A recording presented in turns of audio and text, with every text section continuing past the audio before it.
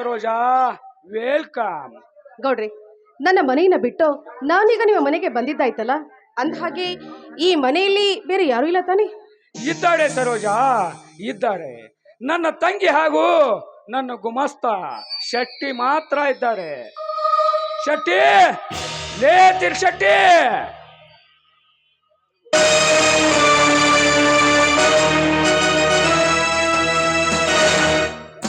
ಯಾಕ್ರಿ ಅಪ್ಪ, ಯಾಕೋ ಕರ್ದಂಗಾಯ್ತಲ್ಲ? ಶೆಟ್ಟಿ, ಈ ಸೂಟ್ ಕೇಸುವನ್ನು ಒಳಗಡೆ ಭದ್ರವಾಗಿ ಇಟ್ಟು ಬಿಡು.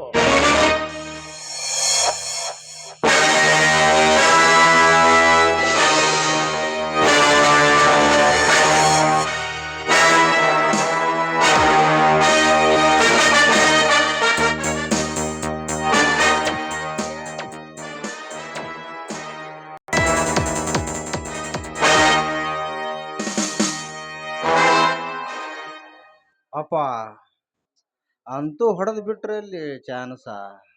ಮೊದಲಿತ್ರಿ ನಿಮ್ಮ್ಯಾಗ ಅವ್ರ ಮನಸ್ಸ. ಅದಕ್ಕೆ ಹಿರಿಯರೊಂದು ಮಾತು ಹೇಳ್ತಾರ್ರಿ ಅಪ್ಪ, ಹರಕ್ಕಾಗಲಿ ಮೂರಕ್ಕಾಗಲಿ ಶೆಟ್ಟಿಗೆ ಒಂದು ಕೋಟಿ ಇರ್ಬೇಕಂತ. ಹೊಸದಾಗಲಿ ಹಳಿದಾಗಲಿ ಗೌಡನ ಬಲಿ ಒಂದು ಗೌಡತಿ ಇರ್ಬೇಕಂತ. ಲೇ ತಲಾಡ್ತೆ, ಸುಮ್ಮನೆ ಒಳಗಡೆ ಹೋಗಲೇ. ಆಯ್ತ್ರಿ ಅಪ್ಪ. ಗೌಡ್ರೆ, ನನ್ನ ಗಂಡನ ಮನೆ ಬಿಟ್ಟು ಈ ಮನೆಗೆ ಬಂದಿದ್ದಾಯ್ತು. ಬನ್ನಿ ಒಳಗೆ ಹೋಗೋಣ. ನೋಡು ಸರೋಜಾ, ಒಳಗಡೆ ಹೋಗುವುದಕ್ಕಿಂತ ಮುಂಚೆ ಈ ಗೌಡನ ಮನದಲ್ಲಿ ಒಂದು ವಿಷಯ ಮುಚ್ಚಿಕೊಂಡು ಉಳಿದಿದೆ.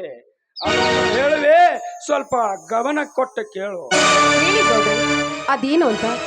ನಾನು ನಿಮ್ಮ ಒಳಗಿದ್ದೇನೆ ಅಂದ್ಮೇಲೆ ಅದಕ್ಕೇಕೆ ಸಂಕೋಚ? ನೋಡು ಸರೋಜಾ, ಈ ನನ್ನ ಆಸ್ತಿ ಎಲ್ಲ ನನ್ನ ತಂಗಿ ಹೆಸರಿಗಿದೆ. ಅಂದ ಮೇಲೆ ಆ ನಿನ್ನ 10 ಎಕರೆ ಆಸ್ತಿ ಕೂಡ ನನ್ನ ತಂಗಿಯ ಹೆಸರಿಗೆ ಬರೆದು ಕೊಡಬೇಕು. ಅಷ್ಟೇ ತಾನೇ? ನಿಮ್ಮ ಆಸೆಯಂತೆ ಆಗ್ಲಿ, ಸರಿನಾ? ಹಾಗಾದರೆ ಈ ಪೇಪರ್ನಲ್ಲಿ ಒಂದು ಸೈನ್ ಹಾಕಿಬಿಡು.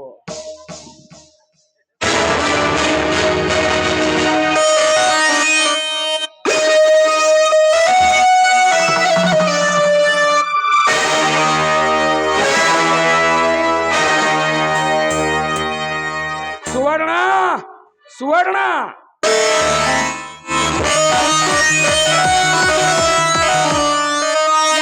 ಕೂಗಿದೆ. ನೋಡು ಸುವರ್ಣ, ಈ ಪೇಪರ್ನಲ್ಲಿ ಒಂದು ಮುಖ್ಯವಾದ ವಿಷಯವಿದೆ. ಇದನ್ನು ನಮ್ಮ ಅರಮನೆಯಲ್ಲಿ ಭದ್ರವಾಗಿ ಇಡಬೇಕು. ಏನಮ್ಮ ಸರೋಜಾ, ಇಂದು ನಮ್ಮ ಮನೆ ಕಡೆಗೆ ನಿನ್ನ ಆಗಮನ? ಯಾಕೆ ಬರ್ಬಾರ್ದಾಗಿತ್ತ? ನೋಡು, ನಾನು ಈ ಮನೆಗೆ ಸುಮ್ಮನೆ ಬಂದಿಲ್ಲ, ಈ ಮನೆಗೆ ಮಹಾರಾಣಿಯಾಗಿ ಬಂದಿದ್ದೀನಿ. ಸರೋಜಾ, ಗಂಡನ ಕಣ್ಣಿಗೆ ಮಣ್ಣೆರಚಿ ಮಿಂಡನ ಕೈ ಹಿಡಿಯಲು ನಾಚಿಕೆ ಆಗುವುದಿಲ್ಲ ನಿನ್ನ ಜನ್ಮಕ್ಕೆ. ನೀನು ಒಂದು ಹೆಣ್ಣ, ಹೇಮಾರಿ ನೀನು. ಸುವರ್ಣ, ಇಂದಿನಿಂದ ಇವಳು ನಿನಗೆ ಅತ್ತಿಗೆ ಆಡಿಸಿಕೊಂಡು ಒಳ್ಳೆಯದನ್ನಾಗಿ ಬಾಳೋದನ್ನ ಕಲಿತಪ್ಪ. ಇನ್ನ ಮೇಲೆ ನಾವು ಇಬ್ಬರು ಹೇಳದಾಗೆ ಕೇಳಿಕೊಂಡು ಇರಬೇಕು. ಅದನ್ನು ಕೇಳುವ ಅಧಿಕಾರವೂ ನಿನಗಿಲ್ಲ. ಮುಚ್ಚೆ ಬಾಯ್, ಮಾತಿಗೆ ಮಿತಿ ಇರಲಿ. ನೋಡು, ನನ್ನನ್ನು ಯಾರು ಅಂತ ತಿಳ್ಕೊಂಡಿದ್ದೀಯ? ನಾನು ಈ ಮನೆಗೆ ಮಹಾರಾಣಿ. ನಾನು ಹೇಳಿದ ಹಾಗೆ ಕೇಳಿಕೊಂಡು ಮೂಲೆಯಲ್ಲಿ ಬಿದ್ದಿರಬೇಕು ಅಷ್ಟೇ. ಅದನ್ನು ಕೇಳುವ ಅಧಿಕಾರ ನಿನಗಿಲ್ಲ. ಸುವರ್ಣ, ನೀನು ಕೂಡ ಅವಳನ್ನು ಸಿಕ್ಕಂತೆ ಬುದ್ಧಿ ಹೇಳುವ ಅಧಿಕಾರ ನಿನಗೂ ಕೂಡ ಇಲ್ಲ. ಹೆಚ್ಚಿಗೆ ಮಾತನಾಡಿದರೆ ಬಾಯಲ್ಲಿರುವ ಹಲ್ಲುಗಳೆಲ್ಲ ಉದುರಿಸಬೇಕಾಗತ್ತೆ. ಇನ್ನು ಮುಂದೆ ನಾವು ಹೇಳಿದಾಗೆ ಒಂದು ಮೂಲೆಯಲ್ಲಿ ಬಿದ್ದುಕೊಂಡಿರಬೇಕಷ್ಟೇ.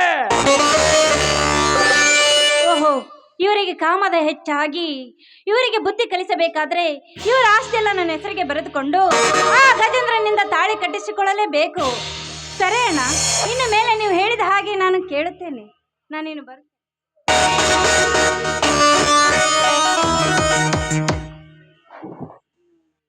ಸರೋಜಾ, ನೀನೇನು ಬೇಜಾರು ಮಾಡ್ಕೋಬೇಡ.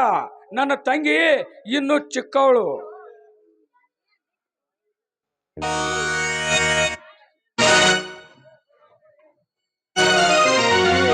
ನಲ್ಲನ ಜೊತೆಯಲ್ಲಿ ಒಂದು ಇಪ್ಪಾದ ಹಾಡನಾದರೂ ಹಾಡಬೇಡದೆ. ಆಯ್ತು ರೀ, ನಿಮ್ ಇಷ್ಟದಂತೆ ಆಗ್ಲಿ.